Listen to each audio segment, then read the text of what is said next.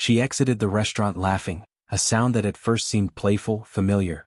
I thought it was just another one of her jokes. Clara always had that mischievous streak. But as minutes slipped into hours and the waiter refilled my water with quiet pity, I realized the truth. She wasn't coming back. That night had been 5 years ago.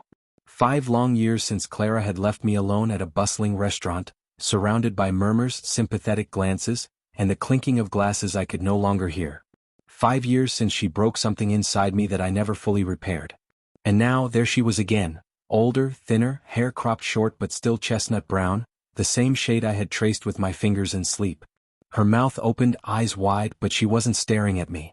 Her gaze was fixed on the man behind me. But that comes later. 5 years earlier, Clara and I had been married 3 years.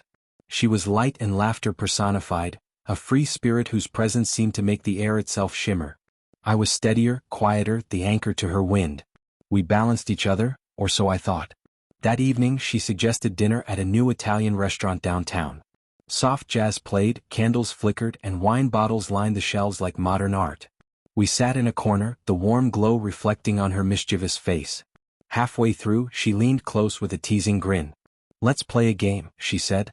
"What kind?" I asked. "See who can stay silent longer. Whoever talks first picks up the bill." I chuckled. "You always make things interesting." "Always," she winked. We sank into silence. For a while it felt strange, attempting not to speak to the woman I loved. But when I finally spoke, she was gone. Empty chair, missing purse. I waited, 10 minutes, 30, an hour. The waiter asked softly if she would be returning. I forced a smile, saying, "It's a joke." It wasn't. She never came back. Calls, texts, visits to friends and family, all dead ends.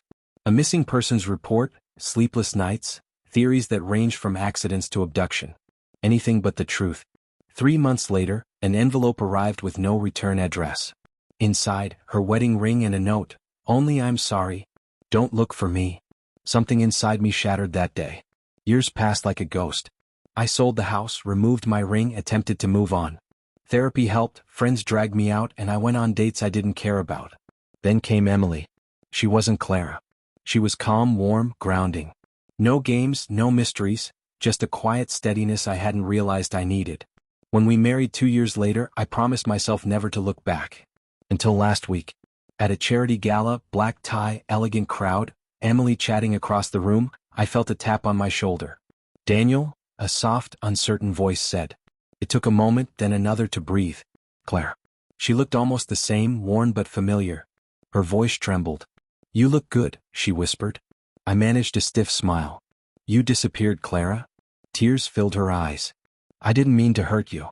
"I didn't." "You vanished. No goodbye. Just a note." She motioned toward the balcony. "Please, 5 minutes?" Outside, the night air bit at me. "I was scared," she admitted. "Scared of what?" "Of me," she shook her head. "No, of what I'd done." Her confession hovered between us. "What did you do?" "That night at the restaurant. I wasn't joking. I met someone. I fell for him. It was reckless. Stupid. I thought he loved me. I thought I loved him. When I saw you waiting, I panicked. I couldn't face what I'd done. So I left." My chest tightened. "You didn't deserve that pain twice," she whispered. I wanted to hate her, and part of me did. But hearing her voice again tangled something inside me. "Why now?" She hesitated. "I saw your name in the papers, successful, happy. I wanted to apologize in person before leaving town. I'm moving abroad. Starting over."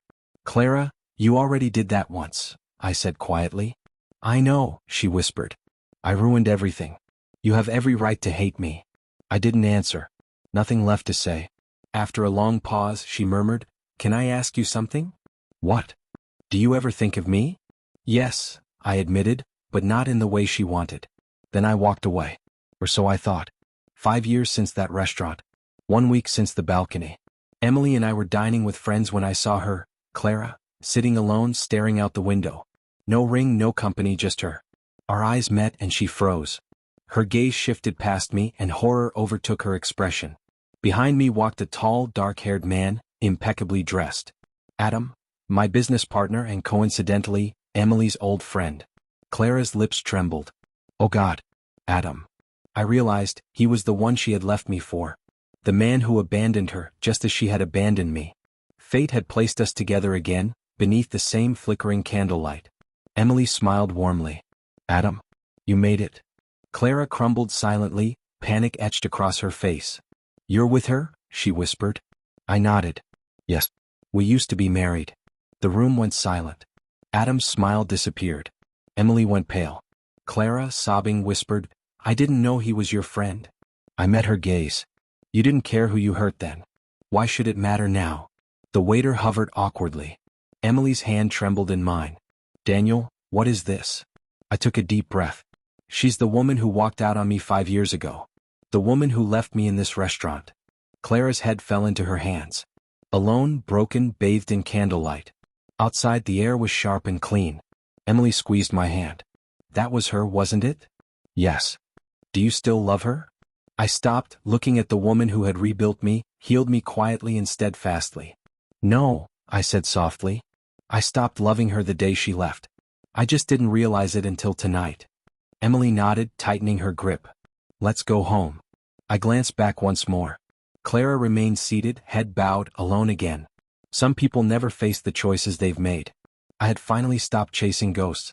And for the first time in 5 years, I didn't feel like the one left behind.